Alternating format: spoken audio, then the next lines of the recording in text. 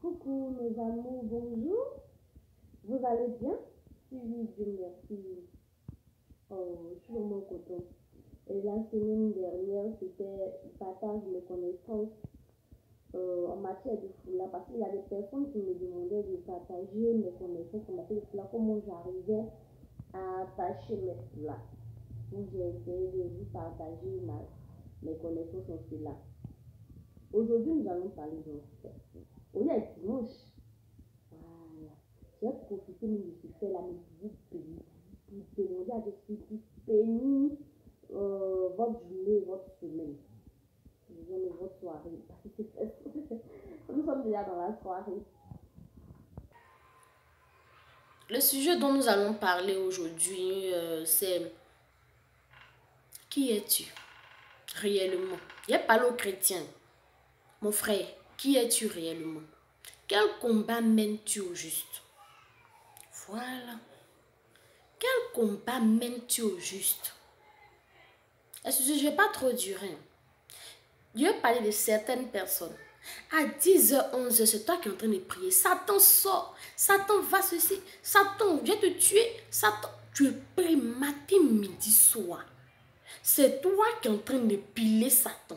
C'est toi qui es en train d'abaisser Satan. C'est toi qui es en train de tuer Satan. Mais malgré que tu le fais, on constate que Satan continue toujours son rôle. Il continue toujours son travail. Satan ne meurt pas. Satan continue ses œuvres. Tu ne trouves pas que c'est bizarre? Chaque jour, c'est toi qui as détruit Satan. C'est toi qui as envoyé Satan dans les abîmes. Tu as le détruit, tu as cassé sa vie, tu as cassé sa tête. Mais Satan vit chaque fois. Pourquoi? Pourquoi Satan ne meurt pas? Pourquoi tu le fais, Satan continue son règne? C'est qu'il y a un problème quelque part. Laissons un peu le diable de côté. Laissons le diable de côté. Essayons de faire notre mea culpa. Un homme de Dieu, quelqu'un qui dit, moi j'ai choisi la voie de Dieu, moi je veux marcher selon la volonté de Dieu. Certes, le juste, comme la Bible a dit, le juste tombera 7 fois, mais l'Éternel en délivrera. Il va se lever. Le diable même là, laissez le diable un jour. Ah bon, laissez un peu le diable. Chaque fois tu le pries, chaque fois tu le chasses, mais le gars il continue d'opérer dans ta vie. C'est que toi-même qui as le problème. C'est toi-même le problème. Évitez d'appeler le diable. Évitez de dire que le diable est ceci. Évitez de casser. Non, non, non, non. Mettons le diable de côté. Toi-même, il faut voir ta vie. Quelle est ta vie? Quelle est ta relation avec ton Dieu? Il faut d'abord planifier ta vie. Il faut avoir une bonne relation avec son Dieu. Changeons de vie.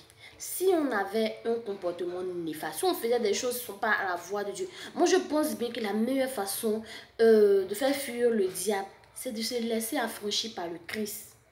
Je pense bien qu'il a dit, je suis à la porte, je frappe à la porte. Celui qui m'ouvre, j'entrerai et souperai avec lui. C'est-à-dire que malgré les difficultés que tu as rencontrées, mais si tu as le Christ en toi, tu n'as pas à durer dedans, tu n'as pas à souffrir. Donc la meilleure façon de pouvoir tenir face au diable, c'est d'inviter le Saint-Esprit à habiter d'abord dans ta vie. Et d'inviter le Saint-Esprit à être dans ta vie. Donc toi-même, tu dois faire ton mea culpa et puis enlever ce qui n'est pas de Dieu. Marcher selon la volonté de Dieu, suivre ses œuvres et essayer de mettre ta vie en règle. Là, quand le diable même te voit, c'est qu'il y a le Saint-Esprit en toi. Il ne peut pas. Il ne peut pas. Le diable a tenté Job. Qu'est-ce qui s'est passé? C'est vrai que Job a eu des difficultés, mais après, là, il est devenu riche encore, il a retrouvé sa richesse. Le diable a tenté Jésus, mais où c'est allé? Où c'est allé? Mais toi, chaque fois, à 10h, 11h, Satan sort, Satan sort, Satan sort. Satan, il a entendu qu'il va sortir. Mais toi-même, là, quelle est ta vie? Nous-mêmes, on prend nos vies là à la légère.